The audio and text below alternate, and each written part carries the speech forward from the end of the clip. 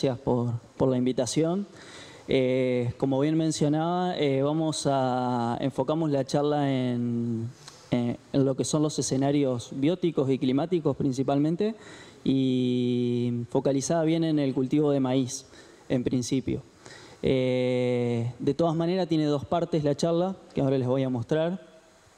Así que a modo de hoja de ruta, tiene la primera parte se enfoca justamente en esto, en evaluar un poco las perspectivas actuales y cómo pensamos que pueden venir los escenarios hacia adelante desde el punto de vista biótico, principalmente con el problema de la chicharrita, y los escenarios climáticos probables para esta zafra que se acerca. ¿Cuáles son las herramientas disponibles? O sea, nos vamos a focalizar básicamente en cuáles son las herramientas disponibles que uno puede tener en cuenta para la toma de decisiones en base a esta incertidumbre. Y después alguna cosita muy cortita respecto al diseño de estrategias de manejo en base a lo que mostré antes. Y después una segunda parte que me parecía una linda oportunidad, la jornada de FUCREA, como para lanzar y mostrar un poco la herramienta de fertilización nitrogenada en maíz que vamos a estar largando esta zafra desde INEA, que en realidad se va a complementar con otro tipo de herramientas que están basadas en la curva de dilución de nitrógeno y perfiles de verdor en maíz, que les voy a presentar algo. Así que bueno, a modo introductorio y resaltando la importancia que tiene el maíz en el sistema, acá podemos ver la evolución del área sembrada de maíz en Uruguay durante ya varias zafras, y se puede ver que tenemos un crecimiento lineal interesante del área de maíz en el país, a razón de 28.000 hectáreas anuales de crecimiento. Entonces me parece que es importante el desafío de poder sostener este crecimiento a lo largo del tiempo por la importancia que tiene el cultivo en la rotación. Y bueno, y algunas de las causas asociadas a esto, bueno, tiene varias, pero en principio la plasticidad de uso que tiene el maíz se puede exportar, o sea, se exporta como grano, pero también aporta a la producción pecuaria, ganadería intensiva, incluso avícola y porcina. Tiene una relativa facilidad de inserción en la rotación. Se puede sembrar en fecha de siembra temprana, se puede sembrar en siembras tardías, por eso se ha insertado también en la rotación. Y bueno, y todos saben también el aporte desde el punto de vista de la sustentabilidad y la biomasa que le aporta al sistema, ¿no? Pero nadie hace maíz solamente porque sea sustentable, sino porque tiene un buen resultado productivo y económico, y yo creo que estos buenos resultados productivos y económicos tienen que ver con dos causas. El ajuste en el manejo, es decir, durante el paso de los años hemos aprendido a manejar mejor el cultivo. Y el segundo punto importante es la genética moderna. Y ahí quiero resaltar tres aspectos importantes. Algunos los mencionó Santiago en la charla anterior. Pero uno tiene que ver con la incorporación de eventos biotecnológicos de protección contra insectos y herbicidas, que ha facilitado mucho el manejo en ese sentido. Y los otros dos aspectos tienen que ver con la tolerancia al estrés, que es un poco lo que hablaba Santiago recién. Es decir, cada vez son más tolerantes al estrés los híbridos modernos, y a su vez son más plásticos. Es decir, antes teníamos una densidad óptima para cada híbrido, hoy teníamos un rango de densidad en que topea el rendimiento, como se mencionaba recién. Entonces yo creo que esos aspectos, el manejo y la genética, han permitido expandir el área de siembra de maíz hacia ambientes más restrictivos, incluso desplazando el cultivo por excelencia en esos ambientes, que era el sorgo. Bueno, y ya pensando un poco en cómo sostener ese crecimiento del área, un desafío importante que se presentó hace 2 años fue la problemática de la chicharrita. El año pasado, en esta misma jornada, estábamos con toda la incertidumbre de cómo se podía dar la zafra después de la problemática que tuvimos de chicharrita el año anterior. Entonces, en agosto del 24 nos propusimos hacer un ejercicio en donde mirábamos qué podía llegar a pasar con las poblaciones de Dálvulus, de chicharrita, que básicamente es el vector que transmite el complejo de achaparramiento en maíz. Desde otro punto de vista, también tenemos una fuerte incertidumbre climática que tiene que ver con el fenómeno ENSO, es decir, podemos tener altas o bajas poblaciones de chicharrita combinado con escenarios más favorables o desfavorables desde el punto de vista climático. Y a su vez hicimos también el ejercicio de decir, bueno, sabemos que la chicharrita y también el escenario climático no impacta de la misma manera en el norte que en el sur. Entonces tomamos en cuenta la ubicación de la chacra para hacer como una especie de ejercicio en donde combinamos los 3 factores y generamos un gradiente de 8 escenarios que pasan de los más optimistas, es decir, un año más bien desde el punto de vista climático neutro, con baja población de chicharrita y una chacra ubicada al sur de Uruguay, hacia el escenario más pesimista, con un escenario climático desfavorable, alta población de chicharrita y una chacra ubicada en el norte, y un gradiente de X escenarios. Bueno, hoy con el diario del lunes podemos decir que en realidad se terminaron dando por suerte los escenarios más optimistas. Y bueno, y un poco analizando esto y viendo qué pasó, creemos que esta baja en la población o la no problemática de la chicharrita durante la zafra pasada tiene que ver un poco con esto. Acá se ve la marcha de la temperatura durante el periodo invernal para línea de la estanzuela. En negro se ven los promedios históricos y en verde ven la temperatura mínima del año 2024. Fíjense que ahí tenemos un pico de temperaturas mínimas alrededor de julio, en donde en la estanzuela se registraron alrededor de 20 heladas consecutivas y creemos que eso fue bastante efectivo para el control del vector. Si vemos datos de una red de Argentina, particularmente en Entre Ríos, que lo tenemos cerca, en donde evaluaron la fluctuación de las poblaciones de chicharrita desde, acá no se ve bien, pero va desde el 3 de junio al 5 de agosto. El año pasado, el invierno pasado, fue muy frío y provocó un descenso exponencial de las poblaciones de Dalvulus, y no solamente nos ayudó a controlar las poblaciones en sí, sino el refugio que tienen estas durante el invierno, que son los maíces guachos. Control natural de los maíces a nivel de chacra. Es una foto de la estanzuela. Ahora bien, ¿qué esperamos para este invierno y qué tan efectivo sería este invierno en el control del vector? Y bueno, ahí podemos ver que le agregamos a la figura anterior una línea roja, que son las temperaturas mínimas de 2025, y también podemos ver un pico un poco anticipado, que en realidad se dio la segunda quincena de junio, que no fueron tantos días de temperatura baja como sí fueron los del año pasado, pero bueno, el desafío está ahora en ver qué tan efectivo fue este pico para el control de Dalvulus. Bueno, ¿y con qué herramientas contamos hoy? Porque si bien, independientemente de cómo fluctúe la población de Dalvulus, yo creo que hoy en día nos encontramos en una situación totalmente distinta a la del invierno pasado, en donde teníamos mucho más incertidumbre y más herramientas. Entonces, a partir del año pasado se generaron diversas herramientas, desde INIA y en colaboración con otras instituciones. En principio, el año pasado se largó la cartilla número 108 de monitoreo de chicharrita, que básicamente ofrece información muy sencilla para saber si mi chacra está en riesgo, si hay chicharritas. Bueno, marca algún umbral de acción que está reportado más que nada internacionalmente, no validado a nivel local, pero es la información que está disponible hoy por hoy, y un método protocolizado de monitoreo a lo largo del cultivo, principalmente durante las primeras etapas, desde inicio del cultivo hasta B8, que es la etapa más susceptible, ¿no? Y después algunos aspectos importantes para el manejo y control que tienen que ver con el control de maíces guachos, sembrar materiales tolerantes. Yo creo que acá las empresas, las semilleras han hecho un buen ejercicio a partir de toda la problemática de la zafra en identificar materiales que tienen mejor comportamiento a la enfermedad. Tratamiento de semillas. ¿Qué más? Considerar siembras tempranas, priorizar fecha de siembra temprana, porque sabemos que las fechas de siembra temprana escapan un poco a las altas poblaciones de Dalvulus, entonces es una estrategia de escape. Siembra de cultivos alternativos, monitoreo temprano y con frecuencia, y bueno, y aplicación de insecticidas a modo de control. Esa es una de las herramientas.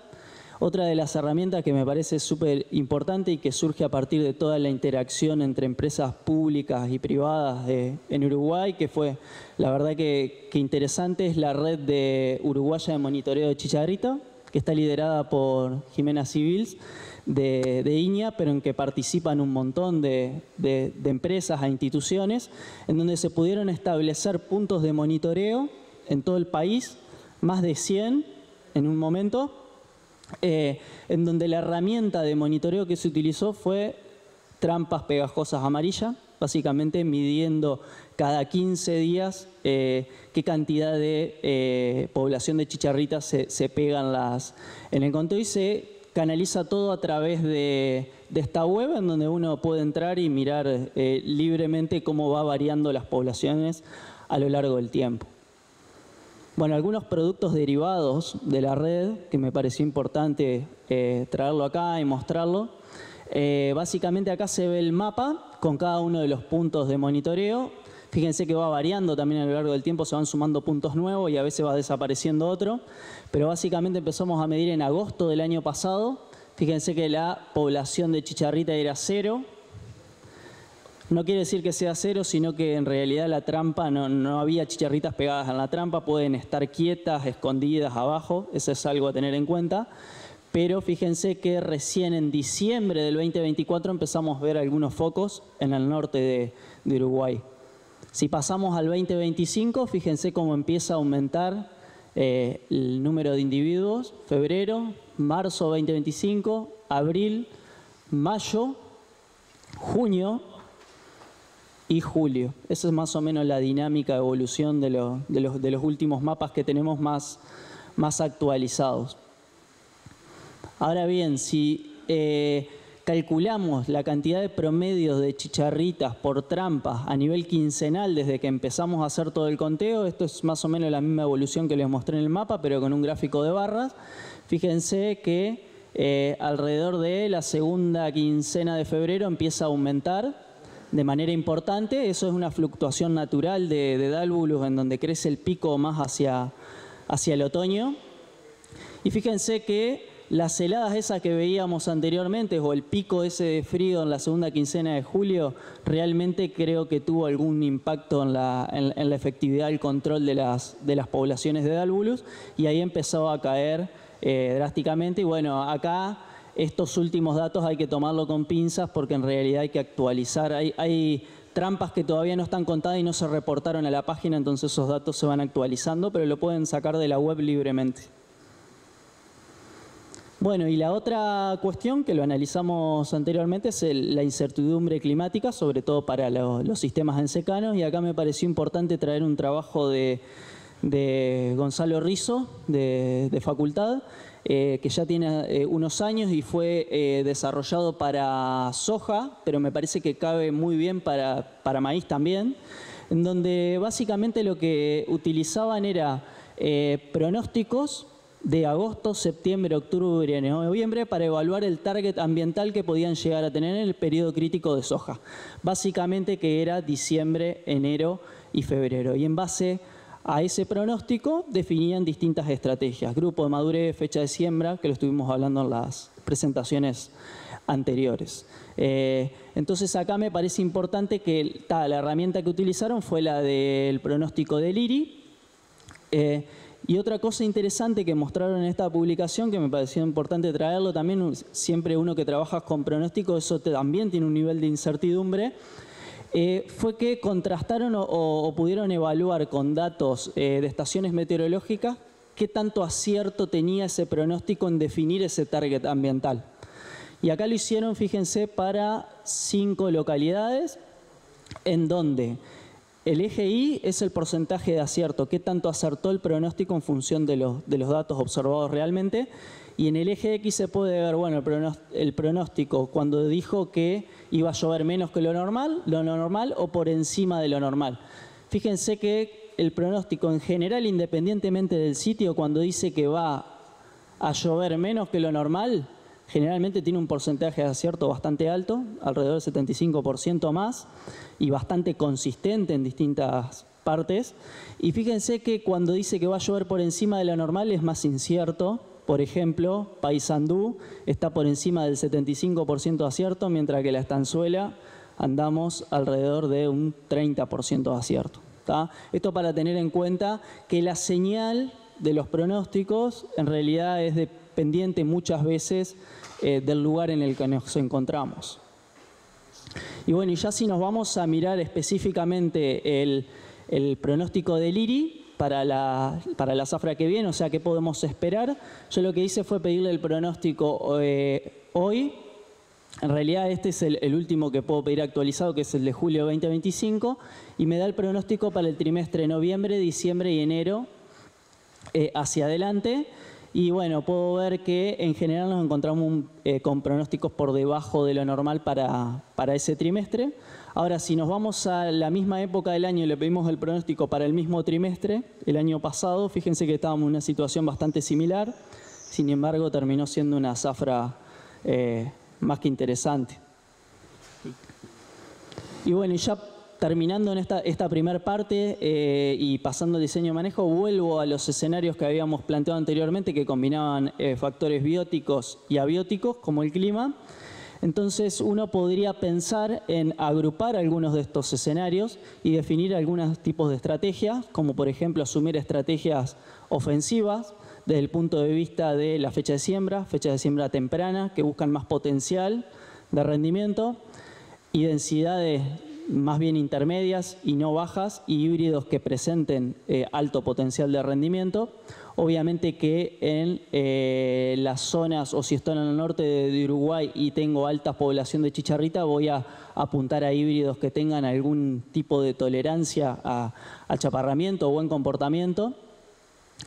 Puedo asumir estrategias defensivas desde el punto de vista que el clima o los pronósticos se presenten más desfavorables, atrasando la fecha de siembra y bajando la densidad y combinando eso con materiales que tengan alguna posibilidad de que si el año se presenta favorable me permitan compensar esa menor cantidad de plantas con alguna espiga más. Esos son los híbridos plásticos.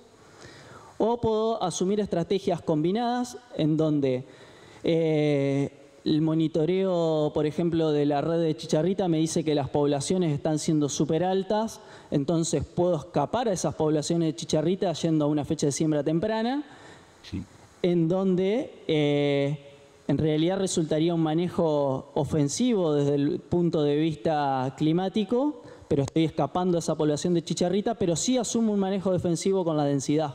Me cubro con bajas densidades de siembra y ahí también combino con materiales plásticos y es lo posible que tengan buen comportamiento frente al achaparramiento. Así que bueno, esa es un poco la primera parte que teníamos preparada, y en la segunda parte les quería comentar un poco de lo que estamos proponiendo como estrategias de manejo para la fertilización nitrogenada de maíz. Bueno, en principio lo que queríamos desarrollar o lo que estamos ya trabajando hace un tiempo es en tratar de aportar una herramienta objetiva para la definición de una dosis óptima de nitrógeno para maíz en momentos donde hay que definir la cosa. Y entonces, un poco la idea de generar una herramienta es decir, bueno, primero elijamos, bueno, cuál sería el momento en donde uno necesita contar con esa herramienta objetiva. Entonces, en principio, si miramos un poco la fenología o el ciclo de cultivo de maíz, en general todo el mundo fertiliza la siembra, se toman datos de nitrógeno a la siembra. Generalmente todo lo que es entre siembra y BSI está basado principalmente en lo que es diagnóstico de suelo, análisis de suelo. Pero en la medida que nos vamos hacia momentos más avanzados del ciclo de cultivo, ya nos basamos principalmente en mirar el cultivo. Siempre tenemos alguna fertilización, incluso temprana, de refuerzo, pero en realidad a donde nosotros nos interesaba poner más el ojo, por diversas razones, es acá, en donde desarrollamos la herramienta de OptiFert-N, que para el que manejó o tiene conocimiento ya de la herramienta de OptiFert-N para trigo, tiene un enfoque conceptual muy similar, con ciertas salvedades propias para el maíz, pero básicamente el momento que definimos nosotros fue B12. ¿Y por qué B12? Porque creemos que es un momento lo suficientemente tarde como para poder leer bien el cultivo y el potencial que tiene el cultivo, y lo suficientemente temprano como para poder entrar a corregir y definir la dosis final en el mismo. Básicamente el modelo necesita de insumos previos como el nitrógeno a la siembra, las fertilizaciones previas y algunos otros datos más, la fecha de siembra, por ejemplo, la fecha de muestreo, pero principalmente el dato de biomasa en ese momento y la concentración de nitrógeno. Ese es el insumo clave para que el modelo corra. Ahora lo vamos a comentar con mayor profundidad, pero el modelo me va a definir una dosis, donde yo voy a aplicar esa dosis, pero después el año puede venir favorable y uno puede pensar en decir, bueno, en realidad esa dosis me alcanza o no me alcanza. Bueno, entonces acá lo que queríamos proponer son dos herramientas más de verificación que se dan en momentos más avanzados del cultivo para evaluar la probabilidad de respuesta en aplicaciones muy tardías, hasta R1 incluso. Y ahí queríamos presentar dos estrategias, una la del índice de nutrición nitrogenada, que está basado en la curva de dilución de nitrógeno, y otra que tiene que ver con perfiles de verdor que están medidos con SPAT, que es un clorofilómetro, que básicamente lo que hace es medir el nivel de verdor de la hoja, que ahora lo vamos a comentar en profundidad.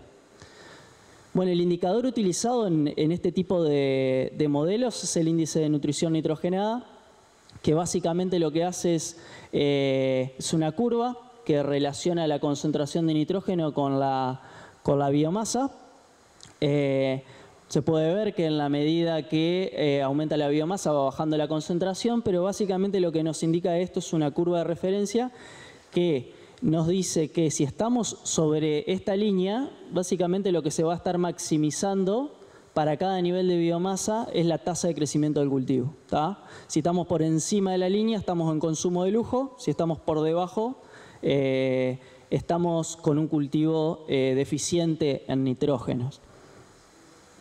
Entonces, para un caso dado, en donde tenemos una acumulación de materia seca en un momento dado del cultivo de menos de 4 toneladas por hectárea, fíjense que tengo alrededor de menos de 2%, mando la muestra al laboratorio, me da menos de 2%, cuando en realidad, en función de la curva crítica, debería tener un poquito más de 2%. En este caso, si yo calculo el índice de nutrición nitrogenada, que básicamente es el cociente de esa concentración, me daría menor que 1. ¿Tá?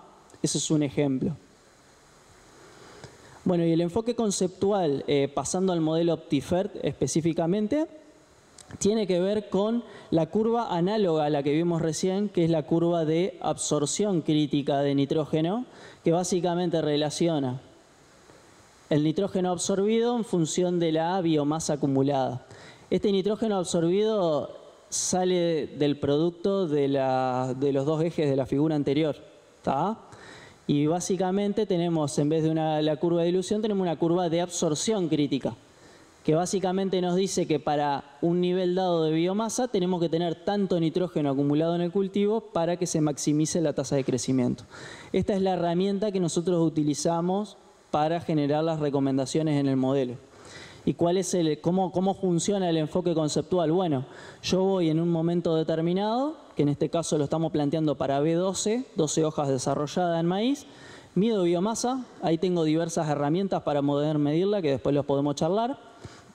Mido la materia seca del cultivo, mido su concentración, el producto de la biomasa por la concentración me va a dar el nitrógeno absorbido, o sea, el dato de entrada para el eje Y. Entonces, básicamente lo que se define en ese momento es el potencial que tiene ese cultivo de crecer hacia adelante. Entonces, por un lado, lo que vamos a hacer es una doble corrección. Si este punto, por ejemplo, yo acá medí, no sé, 2.300 kilos de biomasa en B12. El cultivo, el punto mío en realidad me cae acá abajo. Bueno, me va a estar faltando esto para poder corregir la deficiencia actual. Pero la novedad que tiene el modelo es que en realidad también corrige por la demanda hacia adelante. Y que básicamente lo que hace es estimar cuánto puede crecer ese cultivo durante el periodo crítico, que va hasta R3, B11, B12 hasta R3. y que básicamente en función de esa acumulación de biomasa, eso va a requerir una cantidad de nitrógeno X que me lo va a determinar la curva y voy a poder de alguna manera cuantificar cuál es la demanda total del cultivo, y ahí sale la demanda que estima el modelo, básicamente. Y bueno, y después avanzando un poco más en la necesidad de fertilización del modelo, básicamente es un modelo de balance. En este globo podemos ver lo que demandaba el cultivo actualmente porque estaba deficiente, si es que está por debajo de la curva, más lo que va a demandar en el futuro. A eso le descuento el nitrógeno residual de lo que fertilicé previamente y lo del suelo. También le descuento una capacidad de aporte por mineralización del suelo y de ahí sale la necesidad de fertilización en B11 y B12. Bueno, esto es un poco la interfaz de cómo va a estar disponible en principio, que va a ser en una versión de tipo Power BI, en donde les va a pedir datos de la fecha de siembra, elegir una clase o una capacidad de mineralización del suelo, la población de plantas lograda, nitrógeno a la siembra a 0,20 en parte por millón de nitrato, fertilizaciones previas a la siembra B6 o B10, si es que las hay, fecha de muestreo, un modelo fenológico que básicamente me estima la cantidad de días que hay entre el momento de muestreo y cuándo llegaría a R3 ese cultivo. Y bueno, como les comenté anteriormente, la acumulación de biomasa en ese momento y la concentración de nitrógeno. Base a esto proyecta el crecimiento y por lo tanto la demanda de nitrógeno. Y bueno, básicamente el dato de salida es cuántos kilos de N me recomienda aplicar en ese momento el modelo, cuánto es el total que me recomendó aplicar para esta condición, considerando las fertilizaciones previas, el crecimiento esperado hacia R3, que es la acumulación total de biomasa R3, y cuánto es el índice de nutrición nitrogenada en ese momento que estoy haciendo el muestreo. Bueno, a modo de simulación, básicamente simulamos una recomendación para un maíz sembrado el 1 de octubre con 7 plantas por metro cuadrado, con 5 partes por millón de nitratos a 0,20 a la siembra y 50 kilos de N puesto como fertilizantes también a la siembra. Entonces es una situación de bajo potencial en donde yo voy en B11, B12, mido la biomasa del cultivo, tengo 3.250 kilos de materia seca y 1,8 de concentración de nitrógeno. Me encuentro en esta situación. Básicamente lo que me dice el modelo es que en función del potencial que tiene el cultivo en ese momento, tiene una capacidad de crecer hasta 7.000 y pico de kilos y eso va a demandar un total de 120 unidades de nitrógeno aproximadamente. ¿Cuál es la recomendación? 0. ¿Qué asume el modelo? Que con lo que ya fertilizamos antes, lo que había en el suelo, más lo que se va a mineralizar, le alcanza para cubrir la demanda. Ahora, si nos vamos a una situación de un potencial un poquito más alto, en donde medimos 6 toneladas de materia seca con esa concentración de nitrógeno, nos encontramos en esta situación, en el punto verde clarito. Básicamente, ¿qué me dice el modelo? Que ese cultivo tiene la capacidad de crecer hasta 10 toneladas y media, hasta R3, y que eso va a demandar una cantidad de nitrógeno alrededor de las 150 unidades de N. ¿Cuál es la recomendación? 47 kilos de N aplicar. Eso es un ejemplo, pero básicamente es lo que va a estar disponible a partir de la zafra que viene en esta versión de tipo Power BI que fue desarrollada por Nicolás Baraybar. Otra cosa que vamos a alargar próximamente, nos acaban de aprobar un proyecto de RT, se llaman, que son disponibilidad rápida de tecnologías, en donde básicamente llevar esto a una web app en donde se pueda, por ejemplo, la biomasa estimar a partir de imágenes satelitales con toda la complejidad que lleva a sacar biomasa de maíz. Y más allá de eso también le va a permitir darle escalabilidad al modelo para poder hacer, por ejemplo, fertilización variable. Esto es una familia de modelos que básicamente ya está disponible para trigo, también va próximamente para cebada y maíz, pero después se van a incluir otros cultivos como colza, con el mismo enfoque conceptual todos. Y bueno, y va a haber una generación de una API en donde otras empresas van a poder tomar el modelo y ponerle la máscara de la empresa y básicamente usar el modelo de INEA por detrás para las recomendaciones que sugiera. Bueno, ahora la duda que nos surgía era, bueno, aplicamos el modelo, ¿qué tan seguro estoy si esa dosis que me recomendó el modelo va a alcanzar o no va a alcanzar? Entonces ahí presentábamos estas otras dos herramientas que se las voy a comentar ahora, que básicamente están enfocadas principalmente en floración. Bueno, la primera que les quería mostrar es decir, bueno, ya fertilicé, tengo la duda si alguna dosis más moderada bien tardía, en el caso que la pueda aplicar operativamente, por ejemplo en R1, 30-40 kilos adicionales en floración, va a haber respuesta o no del cultivo a esa aplicación tan tardía. Entonces nos hicimos esa pregunta, hicimos un trabajo, hicimos experimentos, alrededor de 7-8 experimentos por toda región pampeana, en donde básicamente fertilizábamos el cultivo en distintos momentos, pero a algunas parcelas le agregábamos nitrógeno en R1. Una dosis moderada, ¿no? Entre 30 y 40 kilos de N en floración con idea de responder a esto. Y bueno, ¿qué encontramos acá? Como índice utilizamos, como índice de diagnóstico en floración, utilizamos el índice de nutrición nitrogenada, que básicamente cortamos planta, medimos materia seca, analizamos concentración de nitrógeno, calculamos el índice. Si se acuerdan, lo que estaba por debajo de 1 era deficiente, por lo que estaba encima de 1 estaba consumo de lujo. O sea, nos deberíamos mover alrededor de 1. ¿Y qué pudimos observar en cada uno de estos experimentos? Acá en el eje Y es la respuesta en rendimiento a ese agregado adicional en R1. Es decir, en la medida que estos valores sean positivos, tuvimos una respuesta positiva al agregado de nitrógeno en esos momentos tan tardíos. ¿Y qué pudimos ver acá? Que cada punto de esto es uno de los experimentos. Total eran 7 experimentos.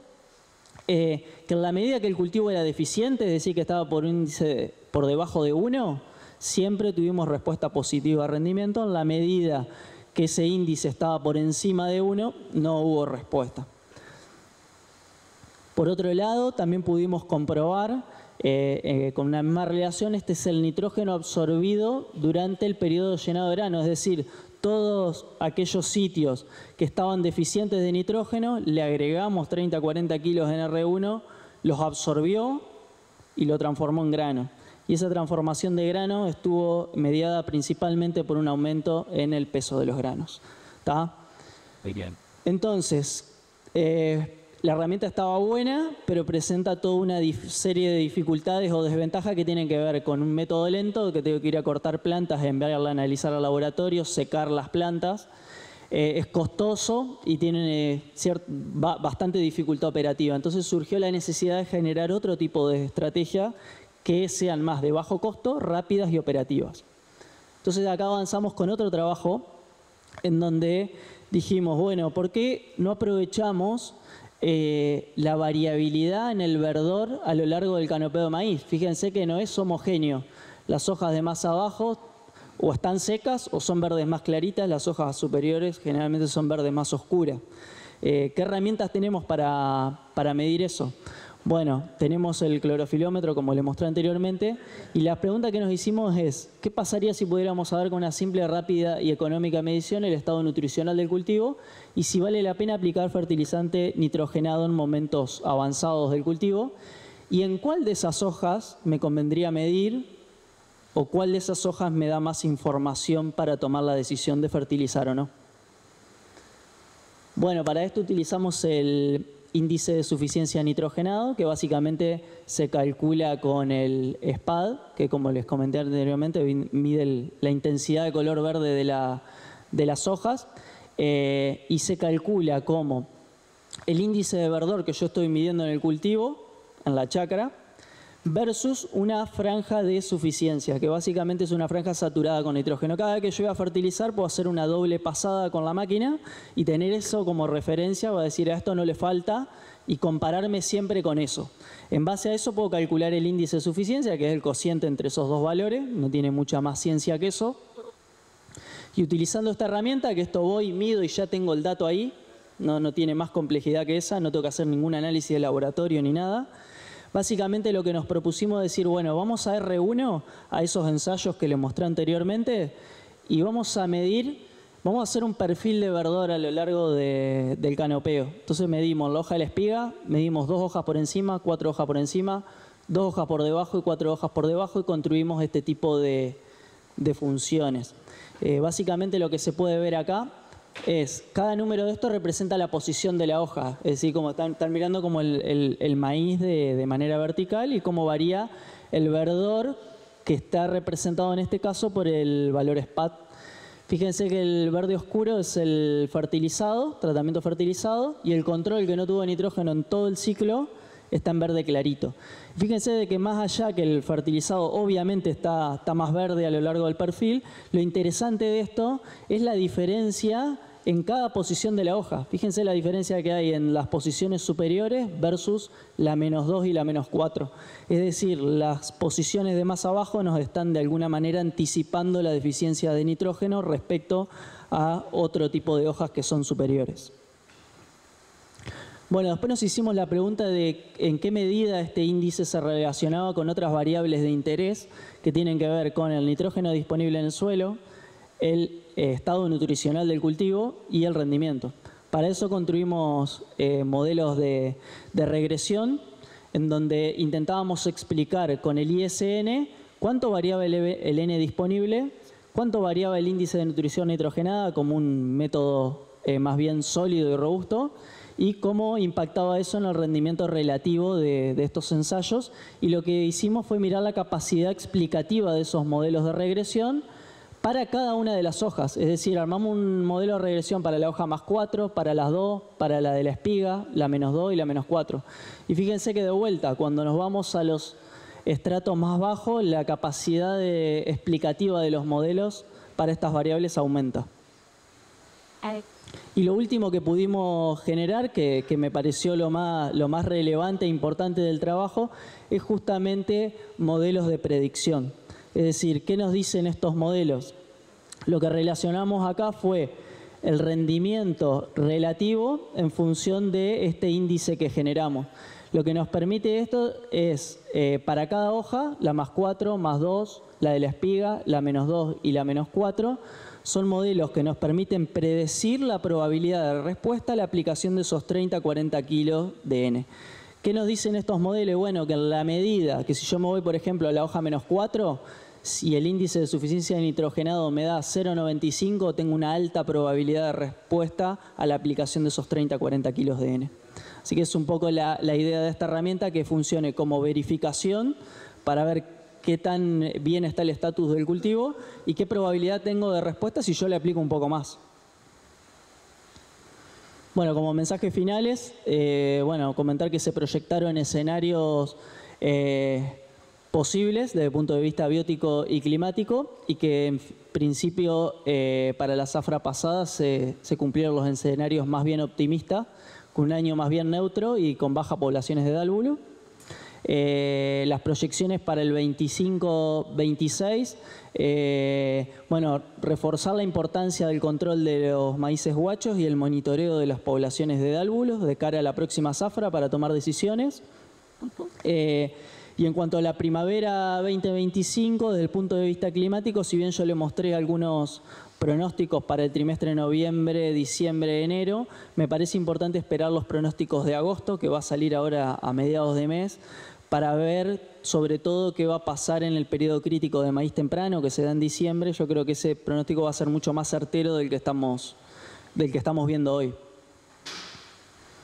Y bueno, y en cuanto a manejo de nitrógeno en maíz, lo que comenté anteriormente, decirles que va a estar disponible para la zafra 25-26 esta primera versión del modelo, en principio como Power BI, pero luego como una app web, y que ya están disponibles básicamente a través de las publicaciones, las herramientas de verificación en momentos avanzados del cultivo. Bueno, muchas gracias y quedo disponible para preguntas.